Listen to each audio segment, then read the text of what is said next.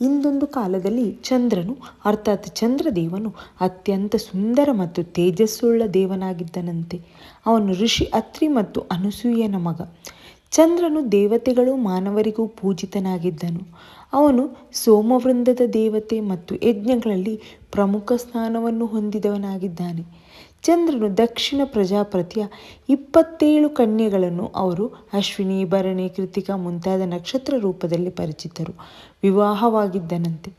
ಆದರೆ ಅವನು ಅವುಗಳಲ್ಲಿ ಕೇವಲ ಒಂದಾದ ರೋಹಿಣಿಯನ್ನು ಮಾತ್ರ ಹೆಚ್ಚಾಗಿ ಪ್ರೀತಿಸುತ್ತಿದ್ದ.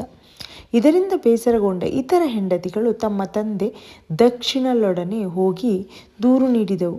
ದಕ್ಷಿಣನು ಈ ಬಗ್ಗೆ ಕ್ರೋಧದಿಂದ ಚಂದ್ರನನ್ನು ಶಪಿಸುತ್ತಾನೆ. ನೀನು ಕ್ಷಯರೋಗದಿಂದ ಪೀಡಿತನಾಗು, ಯಾಕೆಂದರೆ ನಿನ್ನ ಸೌಂದರ್ಯದಿಂದಲೇ ನಿನಗೆ ಅಹಂಕಾರ ಎಂದು.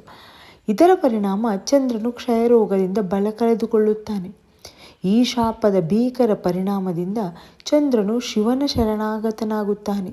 ಶಿವನು ತಮಗಿದ್ದ ಕರುಣೆಯಿಂದ ನೀನು ಶಾಪದಿಂದ ಸಂಪೂರ್ಣ ಮುಕ್ತನಾಗಲಾರೆ, ಆದರೆ ಮಾಸಿಕ ಅವತರಣ ಮತ್ತು ಚೂಡಾಮಣಿಯಾಗಿ ನನ್ನ ತಲೆಯ ಮೇಲೆ ನಿಲ್ಲುವುದೆಂದು ವರ ನೀಡುತ್ತಾರೆ. ಈ ರೀತಿ ಆಶೀರ್ವಾದ ಪಡೆದ ಚಂದ್ರನು ಮಾಸಿಕವಾಗಿ ಕೃಷ್ಣ ಪಕ್ಷದಲ್ಲಿ ಕ್ಷಯಗೊಳ್ಳುತ್ತಾ ಶುಕ್ಲ ಪಕ್ಷದಲ್ಲಿ ಪುನಃ ಬೆಳೆಯುತ್ತಾನೆ. ಇದನ್ನು ನಾವು ಅಮಾವಾಸ್ಯೆ ಮತ್ತು ಹುಣ್ಣಿಮೆ ರೂಪದಲ್ಲಿ ನೋಡುತ್ತೇವೆ. ಇದರಿಂದ ಚಂದ್ರನು ಶಿವನ ಚೂಡಾಮಣಿಯಾಗಿಯೂ ಮಾರ್ಪಟ್ಟನು. ಆದರೆ ಸಮಯದ ಚಕ್ರವನ್ನು ಸೂಚಿಸುವ ದೇವನಾದ ಪ್ರಖ್ಯಾತನಾದ ಚಂದ್ರನು ವಿವಾಹದ 27 ಹೆಂಡತಿಗಳು ದಕ್ಷಿಣ ಪ್ರಜಾಪತಿಯರ ಪುತ್ರಿಯರು. ಇವರೆಲ್ಲ ನಕ್ಷತ್ರ ರೂಪದಲ್ಲಿ ಪರಿಗಣಿಸಲ್ಪಟ್ಟಿದ್ದಾರೆ. ಚಂದ್ರನು ಇವರೆಲ್ಲರನ್ನೂ ವಿವಾಹವಾದರೂ ರೋಹಿಣಿ ಅವರಲ್ಲಿ ಅತಿ ಹೆಚ್ಚು ಪ್ರೀತಿಯನ್ನು ತೋರಿಸಿದ್ದಾನೆ ಎಂಬುದು ಕಥೆಯ ಪ್ರತೀತಿ.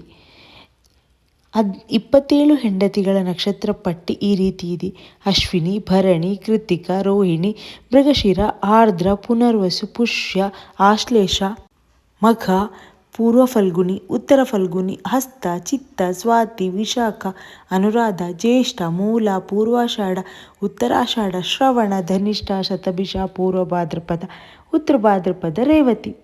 ಈ ನಕ್ಷತ್ರಗಳು ಇಂದೂ ಕೂಡ ಜ್ಯೋತಿಷ್ಯದಲ್ಲಿ ಮಹತ್ವಪೂರ್ಣವಾದ ಪಾಠದ ಭಾಗಗಳಾಗಿವೆ. ಚಂದ್ರನು ಪ್ರತಿ ರಾತ್ರಿ ಒಂದೊಂದು ನಕ್ಷತ್ರದಲ್ಲಿ ಚಲಿಸುತ್ತಾನೆ ಎಂಬುದು ವೈದಿಕ ಕಲ್ಪನೆ. ಇದರಿಂದ ಚಂದ್ರನು ಒಂದು ಮಾಸವನ್ನು ರೂಪಿಸುತ್ತಾನೆ, ಅಂದರೆ 27.3 ದಿನಗಳು. ಈ ಪೌರಾಣಿಕ ಕಥೆಯು ಜ್ಯೋತಿಷ್ಯಶಾಸ್ತ್ರ, ಕಾಲಗಣನ ಮತ್ತು ಧಾರ್ಮಿಕ ಆಚರಣೆಗಳಿಗೆ ಮೂಲ ಆಧಾರಗಳಾಗಿವೆ. ಅತ್ಯಂತ ಆಕರ್ಷವೂ ಹೌದು. ನಿಮಗೆ ಒಂದೊಂದು ನಕ್ಷತ್ರಗಳ ಬಗ್ಗೆಯೂ ವಿವರವನ್ನು ಬೇಕೇ? ನನಗೆ ಕಮೆಂಟ್ ಮಾಡಿ ತಿಳಿಸಿ. ನನಗೆ ತಿಳಿದ ವಿವರವನ್ನು ಖಂಡಿತವಾಗಿಯೂ ನಾನು ನಿಮಗೆ ನೀಡುತ್ತೇನೆ. Thank you so much for watching.